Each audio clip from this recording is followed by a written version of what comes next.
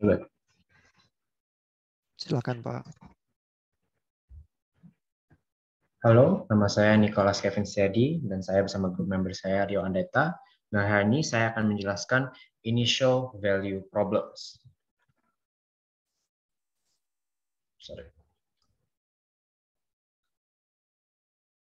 Maaf Pak, rasanya ini saya riset Pak.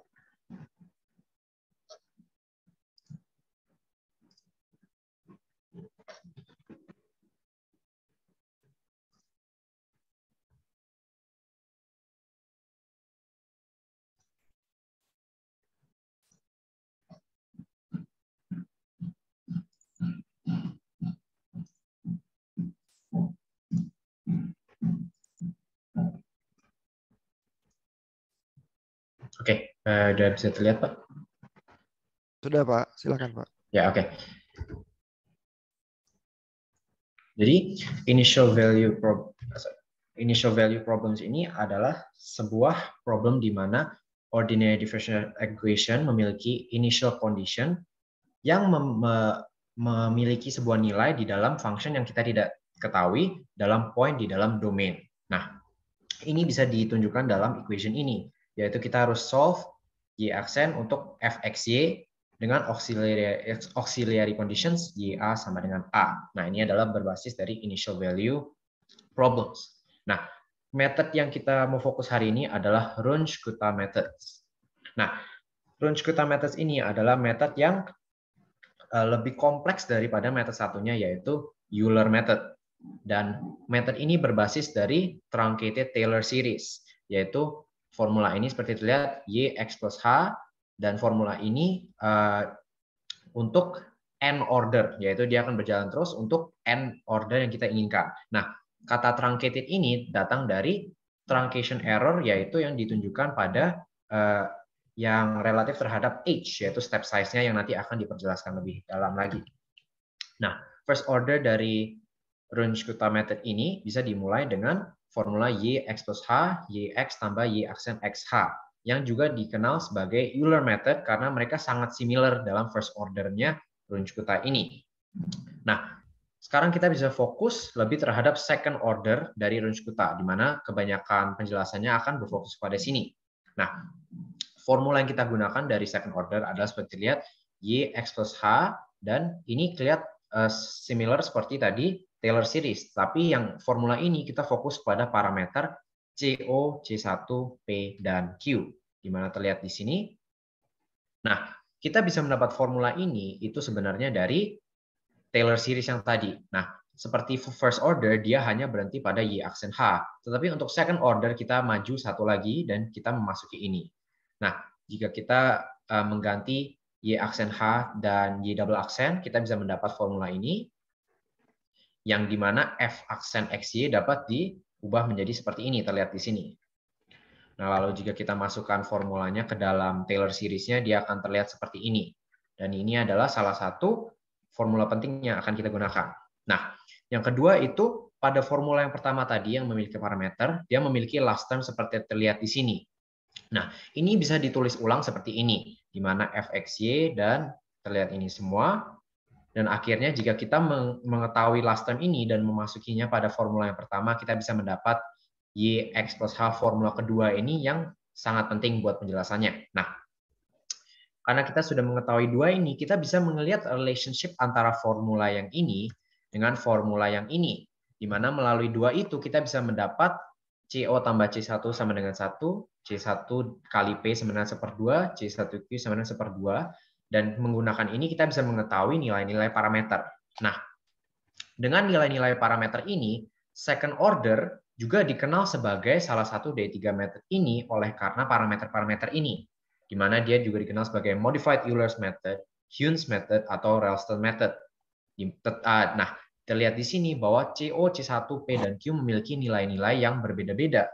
Tetapi ini semua tidak ada numerical advantage dibanding satu sama lain. Jadi tinggal terserah kita mau menggunakan method yang mana. Nah, untuk contoh hari ini saya akan menggunakan modified Euler's method, di mana kita bisa melihat formulanya Y, X plus H, persis seperti tadi, tapi kita bikin dalam formatnya Euler's method, di mana jika kita memasuki parameter kita substitute parameter-parameternya, kita akan mendapat formula seperti ini. Dan melalui integration form, kita akan mendapat kedua order KO dan K1, dan akhirnya akan menjadi YX plus H, YX plus K1. Nah, ini adalah integration formnya dari second order. Nah, ini juga bisa direpresentasikan dengan ini, yaitu untuk fxy, yaitu untuk singular differential equation, dia akan melalui perubahan step size H, di mana dia akan menjadi seperti ini, perubahan ini. Nah, H dalam ini menyebabkan sebuah truncation error yang proporsional dengan curve yang terlihat di sini. Jadi perubahannya ada terjadinya sebuah error dalam step size-nya, dan itu relatif terhadap size-nya step-nya. Oke, nah kita hari ini fokus coding-nya adalah kepada fourth order RK method yang terlihat di sini. Nah, kita langsung kepada integration step-nya gara-gara penjelasannya sangat panjang karena dalam setiap order step-nya bertambah banyak. Jadi order pertama 1 step, 2 step, 4 step. Nah, selebihnya dia akan bertambah banyak. Jadi contohnya fifth order dia akan memiliki 6 step. Makanya saya menunjukkan hanya ini. Kita bisa di sini K0, K1, K2, K3, dan ini adalah formula terakhirnya untuk fourth order. Nah, ini adalah graphical representation dari perubahan setiap kali terjadinya perubahan pada integration-nya. Nah, kita bisa lihat dari perubahan dari K1 dengan initial value seperti T, seperti Y, dan lain-lainnya. Nah, kita bisa melihat perubahan dari K1, K2, K3, dan K4. Nah, sekarang saya akan menjelaskan coding dan demonstration-nya. Oke. Coding dan demonstration-nya seperti biasa, kita akan pertama import NumPy, Matplotlib, dan Math. Lalu kita bisa masuk kepada dua fungsi yang sangat penting untuk codingnya, yaitu print soln dari QSalas page 249, di mana kita menggunakan function ini untuk print X dan Y dari numerical integration-nya. Dari head ini adalah cuma looping, cuma biar dia print nilai-nilai kayak X, Y1, Y2, dan untuk berapapun order N, dan print line ini adalah untuk print data-datanya nanti. Nah, perhitungannya dilakukan di sini, di manakah nilai M dan lain-lain, dan untuk seperti nilai frekuensi ini, itu akan dimasukin pada mulainya, jadi dalam pertanyaan-pertanyaannya gitu semua. Nah, ini kan terjadi looping, perhitungan, dan dia akan melewati N order yang akan ditentukan nanti. Nah, lalu kita masuki run code for ini, yaitu sebuah adaptive method dari order 4 yang kita belajar nanti, yang kita lihat tadi, karena dia memiliki sebuah drawback, yaitu kita harus melakukan estimasi pada nilai H atau trial error untuk oleh karena terjadinya truncation error ini. Nah, jadi kita bisa lihat codingnya di sini. Ini ada perhitungan untuk age-nya, dan kita bisa melihat nilai untuk keempat ordernya. Sekarang kita bisa langsung masuk pada example 7,2, yaitu untuk menunjukkan second order sebelum kita menunjukkan fourth order. Nah, dengan nilai X stop ini dan H 0,2 jika kita running, kita bisa melihat graphical interpretation-nya seperti ini. Nah, yang dot-dot ini adalah truncation error-nya dan exact-nya. Nah, ini truncation error-nya ini tuh proporsional terhadap Y aksen. Jadi jika kita mengubah step size-nya, kita bisa melihat perubahan yang terjadi pada numerical-nya ini. Jadi contohnya misalnya saya mengambil 0,025, dia akan mengalami perubahan seperti terlihat. Nah, itu kan titik-titiknya lebih banyak. Oke, sekarang saya akan fokus kepada yang fourth order.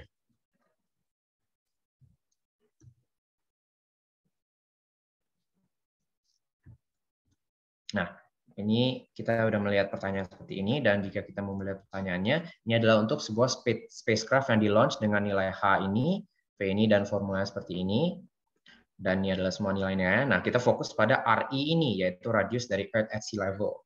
Nah, jika kita running programnya kita akan mendapat semua nilai-nilai ini yang seperti di print melalui function-function tadi.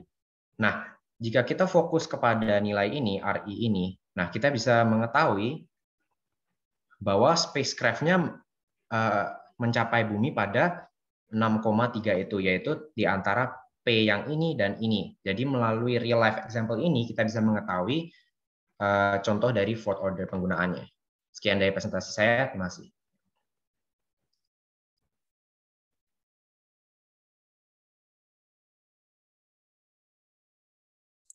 Pak. Iya, Masih mute, Pak. thank you. Waktunya pas 10 menit kurang beberapa detik. Terus mungkin dari Pak Kevin sendiri ada pertanyaan nggak, Pak?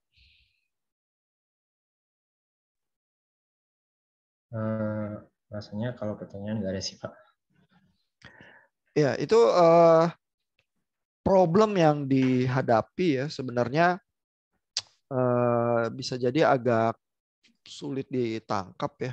Ini coba saya share dari bukunya Q Salas ya. Ini kan tadi gambar yang dikasih lihat ya. Kalau kita lihat notasinya Q Salas ya,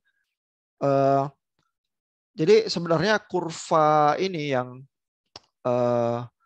ini kan gambarnya Y turunan X, terus sumbu X-nya X ya. Tetapi sebenarnya kurvanya adalah fungsi X dan Y.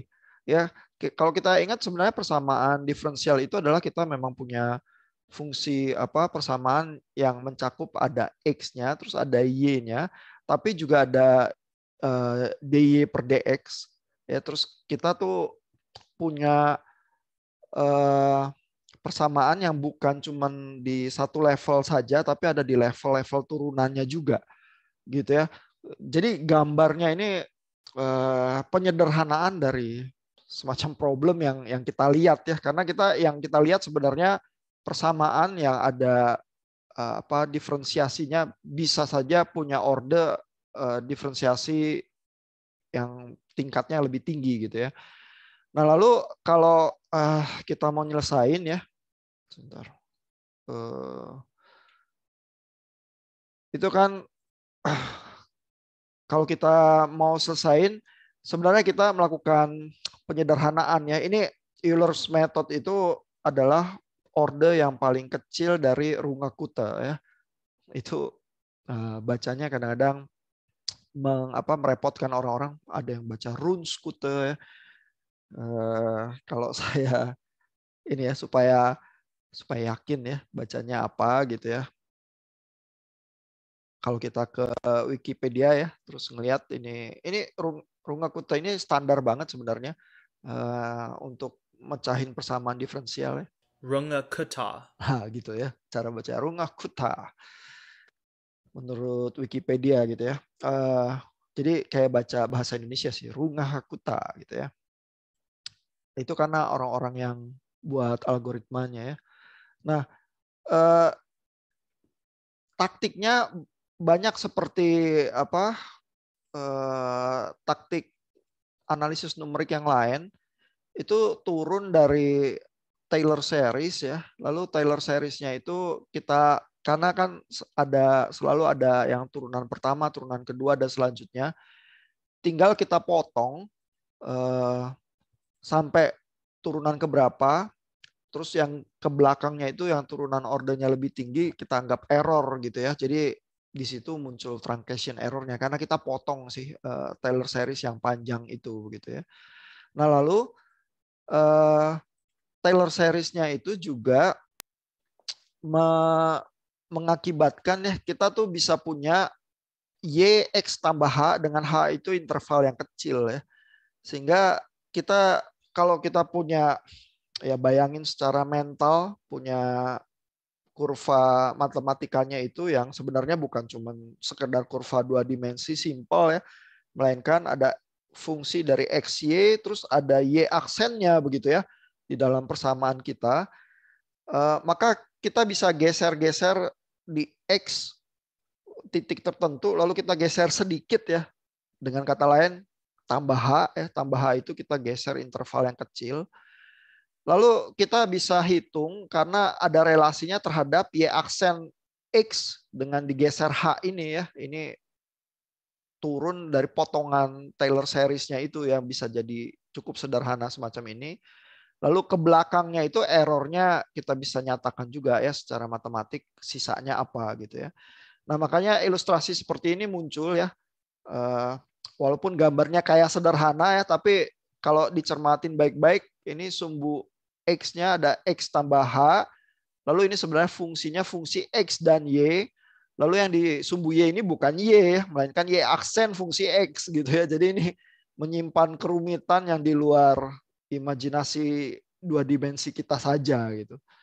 Nah, lalu yang dilakukan oleh Euler maupun Rungakuta itu ya adalah kita menambah X-nya, kita tambah sedikit interval H, dan kita bisa hitung